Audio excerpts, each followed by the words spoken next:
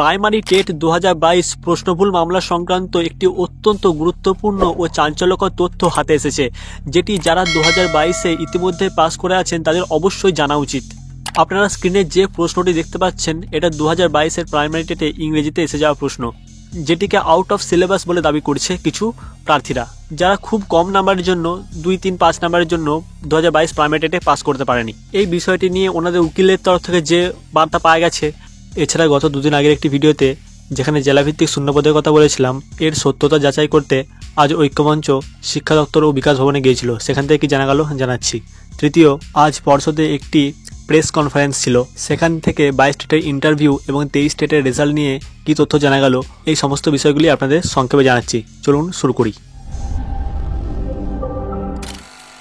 এটি আমার 2022 প্রাইমারি টেটের প্রশ্নপত্র, যার বুকলেট সিরিজ 04D। আপনারা জানেন প্রাইমারি টেটে ইংরেজি ও বাংলায় গদ্য ও পদ্য অর্থাৎ প্রোজ এবং পোয়েম থেকে প্রশ্ন আসে। এই প্রশ্নটি আপনারা স্ক্রিনে যে প্রোজটি দেখতে পাচ্ছেন তার থেকে একটি প্রশ্ন, যেটি 04D সিরিজের 62 দাগের প্রশ্ন। প্রশ্নটি হলো, the people of Delos run away because they were. এখানে 4টা অপশন ছিল, বোল্ড, ওয়াইজ, ইমপেশেন্ট এবং অ্যানয়েড। এটি আমার ওএমআর। আপনারা দেখতে পাচ্ছেন আমি এখানে সি দাগিয়েছি, অর্থাৎ যেটি উত্তর ইমপেশেন্ট। চলুন এবার দেখে নিই প্রশ্নটিতে বোর্ড কি অ্যান্সার নিয়েছিল। 2023 সালের জানুয়ারি মাসের 10 তারিখে 2022-এর প্রাইমারি টেটের প্রভিশনাল অ্যান্সার কি প্রকাশিত হয়েছিল। এখানে 04D সিরিজের 62 দাগের প্রশ্নটা যদি দেখি, সেখানে দেখতে পাবো পর্ষদ বি উত্তর নিয়েছে। পরবর্তীকালে 9 ফেব্রুয়ারি 2023-এ যখন ফাইনাল অ্যান্সার কি আসে, সেখানেও দেখুন 04D সিরিজের 62 দাগের প্রশ্নটি বি উত্তর নেওয়া হয়েছে। অর্থাৎ দুবারেই কিন্তু বোর্ড বি অপশনটিকেই সঠিক মেনেছে, অর্থাৎ ওয়াইজ এই অপশনটিকে। এই প্রশ্নটিকে ভুল নয়, আউট অফ সিলেবাস বলে দাবি করছে সেই সকল প্রার্থীরা যা 2022-এর টেটে কিছু নম্বরের জন্য পাস করতে পারেনি। আমি আগের দিন শূন্যপদ সংক্রান্ত যে রুমার চলছে সেটা নিয়ে যে ভিডিওটি বানিয়েছিলাম, সেদিনই 2022-এর প্রশ্নভুল মামলাটির একটি হিয়ারিং ছিল হাইকোর্টে। সেই ভিডিওটিতেই প্রশ্নভুল মামলা নিয়ে কিছু তথ্য আমি দিয়েছিলাম, কিন্তু তার থেকে কিছু তথ্য সেখানে আমি জানতে পারিনি। সেটা তথ্যটি আমি আজই জানতে পেরেছি, সেটা অত্যন্ত গুরুত্বপূর্ণ। পিটিশনাররা প্রশ্নভুল মামলার পাশাপাশি যে প্রশ্নগুলিকে ওনারা মনে করছে যে প্রশ্নটি আউট অফ সিলেবাস অর্থাৎ পরীক্ষার সঙ্গে কোনো সম্পর্কিতই নয়, সেই প্রশ্নগুলো ওরা খুঁজে বার করেছে। আমি তো একটি প্রশ্ন হাতে পেয়েছি, সূত্র মারফত আরও ওনারা 2-3টে প্রশ্ন এমন বার করেছে যেটিকে ওনারা কোর্টে দাবি করছে এটা আউট অফ সিলেবাস, যাতে সকলকে নাম্বার দেওয়া হয়। আপনারা ধারণা করতে পারছেন ব্যাপারটি। সেদিন কোর্টে পিটিশনারদের তরফ থেকে উকিল ছিলেন ফিরদৌস শামীম মহাশয় এবং West Bengal board of primary এডুকেশনের তরফ থেকে যিনি উকিল ছিলেন তিনি রাতুল বিশ্বাস মহাশয়। বিচারপতি যখন প্রশ্নভুল মামলাটিকে নিয়ে যে স্পেশাল কমিটি গঠন করতে বলেছিলেন, ক্যালকাটা ইউনিভার্সিটি, বিশ্বভারতী ইউনিভার্সিটি এবং পর্ষদের এক্সপার্ট ফ্যাকাল্টি নিয়ে, সেই কমিটি তো ইতিমধ্যে গঠন হয়ে গেছে এবং সেদিন বিচারপতি সেই কমিটিকে নির্দেশ দেয় 2 মাসের মধ্যে তাদের রিপোর্ট জমা দিতে। আর এই কেসটির পরবর্তী হিয়ারিং দেখা হয় 6 মার্চ 2025-এ, অর্থাৎ কমিটির কাছে 2 মাসেরও বেশি সময় আছে তাদের রিপোর্ট পেশ করার জন্য। এই সময় পিটিশনারদের তরফ থেকে দাবি রাখা হয় যতদিন না পর্যন্ত কমিটিটা তার রিপোর্ট পেশ করছে ততদিন যাতে কোনো রকম রিক্রুটমেন্ট অর্থাৎ 2022 স্টেটের রিক্রুটমেন্ট যাতে না হয়। ধারণা করতে পারছেন, কিন্তু বিচারপতি শুধুমাত্র অনুমানের ভিত্তিতে এটা রিক্রুটমেন্ট প্রসেসকে আটকাতে পারেন না। যদিও আমাদের রিক্রুটমেন্ট এখনও শুরুই হয়নি, নোটিফিকেশান আসেনি, তবুও বিচারপতি জানালেন যদি পরবর্তী ক্ষেত্রে নোটিফিকেশান আসে আর তখন যদি আপনারা অসন্তুষ্ট হন, সেক্ষেত্রে আমরা একটা অন্য ব্যবস্থা নিতে পারি।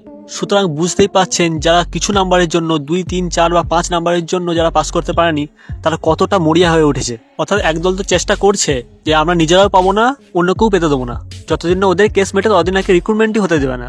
ভাবুন তাহলে, ওনারা প্রশ্নের যে ভুল আছে সেটা খোঁজার পাশাপাশি এমনও চেষ্টা করছেন যাতে প্রশ্নটাকে সম্পূর্ণভাবে অবৈধ ঘোষণা করা যায়, আউট অফ সিলেবাস বলে ঘোষণা করা যায়, যাতে ইজি সবাই নাম্বারটা পেয়ে যায় এবং অনেক ছেলে ঢুকে যায়।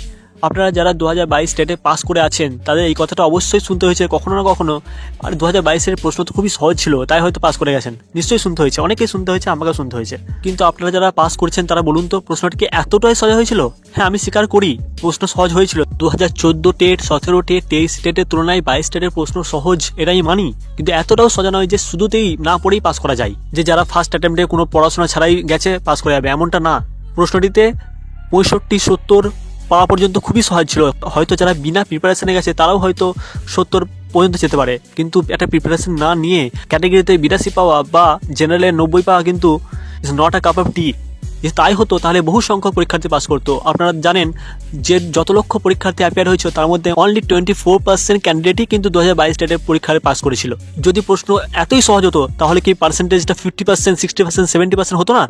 অবশ্যই হতো। আপনারা জানেন 2017 টেটে অনলি 10% মতো স্টুডেন্ট পাস করেছিল যত সংখ্যক স্টুডেন্ট অ্যাপিয়ার হয়েছিল। সেক্ষেত্রে এখানে 2022 টেটের প্রশ্ন আমিও স্বীকার করি তুলনামূলক সহজ, তাই পার্সেন্টেজটা কিছুটা বেড়েছে, কিন্তু বেড়ে নিশ্চয়ই 80% হয়ে যায়নি। সুতরাং এই প্রশ্নেও যারা খুব অল্প নাম্বারের জন্য পাস করতে পারেনি তাদেরকে আমরা সিম্প্যাথি দেখাতে পারবো, কিন্তু এমপ্যাথি দেখাতে পারবো না। এটা লড়াই, ওনারা দেখুন মরিয়া হয়ে যাতে 2-5 নাম্বার বাড়াতে পারে সে লড়াই চালিয়ে যাচ্ছে, যাতে রিক্রুটমেন্ট না হয়। ওনারা যতদিন না একটা সুরা হয় ততদিন যাতে কোনো রকম রিক্রুটমেন্টই না হয় সেরকম চেষ্টা করছে। তাই আমরা যারা পাস করেনি তাদের প্রতি আমরা বিরূপ মনোভাব না রাখলেও অন্তত লড়াইটা কিন্তু লড়বো, আর সেটা আইনি পথেই লড়বো। যদি আইন মেনে নেয় আমরাও মানতে বাধ্য হবো। সুতরাং ধারণা করতে পারছেন, একে তো প্রশ্ন ভুল মামলা দেখানো হচ্ছে, তার সাথে সাথে যদি আউট অফ সিলেবাস দেখানো হয়, এক্ষেত্রে আমি তো একটা সোর্স মারফত একটা প্রশ্নকে পেলাম, কিন্তু যদি আরও এমনি ওনাদের প্ল্যান থাকে 2-3টে প্রশ্ন, এভাবে প্রশ্ন ভুল মিলেও যদি 4-5টা প্রশ্ন, তাহলে ভাবুন যারা ক্যাটাগরিতে 70 পাস করে আছে তারাও কিন্তু চান্স থাকবে, আর যারা ক্যাটাগরি নেই, যারা 80 পাস করে আছে তাদের কিন্তু একটা সুযোগ হয়ে যাবে 90 পেয়ে পাস করার। তাই বুঝতে পারছি কত সংখ্যক স্টুডেন্ট বাড়তে পারে, কত সংখ্যক কম্পিটিশন বাড়তে পারে। আজ যদি 2টো প্রশ্ন যদি বেড়ে যায় না, দেখবেন 10 থেকে 20 হাজার ক্যান্ডিডেট বেড়ে গেছে। আমি কম বললাম, আরও হয়তো বেড়ে যেতে পারে। একবার ভেবে দেখুন তো, অন্যান্য এক্সামকে হয় সেখানে প্রশ্ন ভুল মামলা নিয়ে এতটা কেন গুরুত্ব দেয় না যারা পাস করতে পারে না? কারণ আছে, এখানে যারা টেট পাস করবে তারা লাইফ টাইম ভ্যালিডিটি পাবে তাদের সার্টিফিকেটের। তাই যেন তেন প্রকারণে যদি কোনোভাবে তারা প্রশ্ন ভুল মামলা দেখিয়ে বা প্রশ্ন ভুল দেখিয়ে আউট অফ সিলেবাস দেখিয়ে যদি 2-3 নাম্বার 4 নাম্বার 5 নাম্বার বাড়িয়ে যদি তারা টেট সার্টিফিকেটে হাজির করে নিতে পারে, তারা কিন্তু সারা জীবন তাদের সার্টিফিকেটটা ভ্যালিড হয়ে গেল, আর তারা সারা জীবনই যখনই ইন্টারভিউ হবে তারা অ্যাপ্লাই করতে পারবে। তাদের চাহিদায় কোনো ভুল নেই। সুতরাং যারা কিছু নাম্বারের জন্য পাস করতে পারেনি তারা চেষ্টা করবে যেন তেন প্রকারণ প্রশ্ন ভুল দেখিয়ে তাদের নাম্বারটা বাড়ানোর এবং পাস করার। তাই যারা ইতিমধ্যে পাস করে আছেন তারা অবশ্যই জাগুন, আর ঐক্যমঞ্চের তরফ থেকে যে পরবর্তী কর্মসূচি ঘোষণা করা হয়েছে অবশ্যই অংশগ্রহণ করুন, কারণ নোটিফিকেশন আনতেই হবে জানুয়ারিতে যেন তেন প্রকারেণ। যে তথ্যগুলি জানালাম তার সত্যতা কি আপনারা নিজেরাই শুনে নিন। আজকে 2022-এর প্রশ্ন ভুলের মামলা সংক্রান্ত একটা আপডেট যেটা জরুরি এবং আপনাদের জানার দরকার আছে, সেটা হচ্ছে যে আজকে তো আপনারা জানতেন যে কমিটির ফরমেশন এবং কমিটির রেমুনারেশন এবং কমিটি কীভাবে কাজ করবে, কতদিনের মধ্যে রিপোর্ট দেবে, সেই ব্যাপারটা নির্ধারিত হওয়ার কথা ছিল। তো এবার সেটা হয়েছে। এবার আমাদের তরফে আমরা ভেবেছিলাম কিছু সাবমিশন করব, এবং যেগুলো তার মধ্যে কিছু আমরা তুলেও ধরেছি কোর্টের সামনে। কি হলো ব্যাপারটা সেটা আমি স্টেপ বাই স্টেপ বলে দিচ্ছি। প্রথম কথা হচ্ছে কমিটির রেমুনারেশন একটা কোর্ট ঠিক করে দিয়েছে, সেটা আমাদের কনসার্ন নয়। কী রেমুনারেশন হবে না হবে সেটা স্টেট আর বোর্ড আর কমিটি বুঝুক, সুতরাং তার ডিটেলসে আমি ঢুকছি না। দ্বিতীয় হচ্ছে যে কমিটি কীভাবে কাজ করবে। কমিটি কাজ করবে এবং কমিটি তাদের আলাদা আলাদা কমিটি, যেহেতু তাদের সেপারেট রিপোর্ট জমা দেবে, এবং এই রিপোর্টটা জমা দেওয়ার জন্য একটা টাইম ফ্রেম করে দিয়েছে কোর্ট। যদিও আমাদের টাইমটা একেবারেই মনোপুত নয়, কিন্তু আনফর্চুনেটলি আমাদেরকে সেটা মেনে নিতে হলো, কারণ কোর্ট এটা অর্ডারে কোর্ট বললো যেহেতু কমিটি এটা করবে, সুতরাং একটা কনভিনিয়েন্ট টাইম যদি তাদেরকে না দেওয়া হয় তাহলে পরবর্তীতে দেখা গেল তারা হয়তো এসে আবার ফার্দার টাইম এক্সটেনশন চাইবে। সুতরাং এটা আমি যেমন কোর্টের কাছে এটা তুলে ধরেছিলাম যে সাবজেক্টের উপর এক্সপার্ট যারা তাদের এত সময় তো তাদেরকে দেওয়ার কোনো মানে নেই। তো কোর্ট সেটা কিন্তু আমাদের আপত্তিটাকে কোর্ট সেটা গ্রাহ্য করেনি। কোর্ট বলছে যেহেতু এটা এক্সপার্টের ব্যাপার, সুতরাং আমাকে তাদেরকে যথেষ্ট সময় দিতে হবে, এবং খেয়াল থাকবে আপনাদের ডিভিশন বেঞ্চ ও সিঙ্গেল বেঞ্চের ওপরেই এই ক্ষমতাটা ন্যস্ত করেছিল যে কতদিনের মধ্যে রিপোর্টটা দেবে। সুতরাং কোর্ট তাদেরকে 2 মাসের বেশি সময় দিয়েছে এবং মামলাটা মার্চ মাসের 6 তারিখে রেখেছে। এবার এই অবস্থায় দাঁড়িয়ে আমাদের তরফ থেকে এটা বলা হলো যে তাহলে এর মধ্যে কোনো রিক্রুটমেন্টের নোটিফিকেশন যেন না আসে, এবং রিক্রুটমেন্টের নোটিফিকেশন যেন আমি বললাম যেমন যে স্ট্যাটাস কো থাক, তাহলে যেমন চলছে তেমন চলুক, কিন্তু কোনো নোটিফিকেশন যেন না আসে। কোর্ট বললো না, অ্যাজাম্পশনের উপর এটা করা যায় না, যদি এরকম কিছু হয়। এটা আমি এর আগেও কোর্টের কাছে যখন তুলে ধরেছে, কোর্ট বলেছিল যদি কোনো রিক্রুটমেন্টের নোটিফিকেশন হয় তখন তুমি একটা অ্যাপ্লিকেশন ফাইল করে আমার কাছে এসো, এটা বলেছিলেন কোর্ট। কিন্তু আমরা তাও আমাদের কাজ যেটা যে আপনাদের স্বার্থ যাতে সুরক্ষিত হয়, যাতে রিক্রুটমেন্ট থেকে 22 স্টেটের প্রশ্ন বলে ক্যান্ডিডেটরা বঞ্চিত না থেকে যায়, সেটা তুলে ধরা কোর্টের কাছে, সেই জন্যই বলেছিলাম। কিন্তু সেটা কোর্ট বলেছে যে সে পরিস্থিতি আসে, রিক্রুটমেন্ট নোটিফিকেশন ওরা দেয়, তখন সেটা দেখা যাবে, এরকমই একটা উঠে এলো যেটা। তো এটা হচ্ছে ব্যাপার। এবার দুটো একটা জিনিস ইন অ্যাডিশন টু দিস, মানে এই যে যা হলো তার বাইরে দুটো একটা জিনিস বলি। আমরা বেশ কিছু তথ্য প্রমাণ আপনাদের কাছ থেকেই পেয়েছি, যেগুলো যেমন যেখানে আমরা দেখতে পাচ্ছি যে সেগুলো হয়তো মামলার ইনিশিয়াল স্টেজে আমরা বলিনি, কিন্তু আমরা যেমন দেখতে পাচ্ছি যে পিপুল অফ ডেলোর এই প্রশ্নটা যেমন হচ্ছে, এটা হচ্ছে কিন্তু আমাদের মতে আউট অফ সিলেবাস হলে তার বেনিফিট সবারই পাওয়া উচিত। এগুলো কিন্তু আমরা অস্ত্র হিসাবে এখন রাখছি, ইন কেস যদি এক্সপার্ট ওপিনিয়ন এর উপরে আমাদের এগেনস্টে যাই যে না এটা অমুক উত্তরটা ঠিক হবে বা কিছু, সেক্ষেত্রে আমরা কিন্তু এটাকে ব্যবহার করব যে আউট অফ সিলেবাস প্রশ্ন এটা, এবং আমরা দেখিয়ে দেবো তথ্য প্রমাণ থেকে। এরকম আরও 2-1টা আরটিআই রিপ্লাই আমরা পেয়েছি, যেগুলো অথেন্টিকেটেড, খুব জায়গা থেকে, খুব রেপুটেড জায়গা থেকে এসছে রিপ্লাইগুলো। সেগুলো আমরা আমাদের মামলার পরবর্তী অর্ধে ব্যবহার করব। ঠিক আছে, একটা জিনিস এটা। আর লাস্টলি হচ্ছে আজকের দিনে দাঁড়িয়ে কাজটা শুরু হলো, কমিটি ফর্ম হলো, সব হলো, এটা একটা ভালো দিক। দেখুন, মার্চের 6 তারিখে মামলা থাকা মানে মার্চের 6 তারিখে রিপোর্ট দিতে হবে তা কিন্তু নয়। এই ব্যাপারে ক্লিয়ার হয়ে যান। রিপোর্ট তার আগেও জমা পড়ে যেতে পারে, কিন্তু মামলাটা থাকবে মার্চের 6 তারিখ। এবার আমরা যদি বুঝি যে রিপোর্ট তার আগে জমা পড়ে গেল, তাহলে আমরা মামলা মেনশন করতে কোনো বাধা নেই। তাছাড়া এর মধ্যে টাইম টু টাইমও আমাদের যেগুলো মামলা, প্রশ্নগুলোর পুরনো মামলা ছিল সেগুলো তো বিভিন্ন টাইম লিস্টে আসছে, সুতরাং সেখান থেকেও আমরা তাহলে শুনানি করাতে পারবো। সেটা নিয়ে আমি আপনাদেরকে আশার বার্তা দিচ্ছি, টেনশন করবেন না। সময়টা আমাদের অনুকূলে যায়নি, এটা নিয়ে কোনো সন্দেহ নেই, কিন্তু আমরা কোনো অবস্থাতেই এমন কোনো কিছু হতে দেবো না যেটাতে আপনাদের ক্ষতি হতে পারে। মানে আমি এক্ষেত্রে রিক্রুটমেন্টের কথাটাই স্পেসিফিক্যালি বলছি। আর আমরা একটা জিনিস তুলে ধরেছিলাম যে ক্যালকাটা ইউনিভার্সিটির নামে যেন কোনো রিপিটেশন না হয়, যেহেতু ওরা একবার অলরেডি রিপোর্ট দিয়েছে, আপনারা জানেন, ডিভিশন বেঞ্চে, যেটা ওরা অ্যানেক্স করেছিল।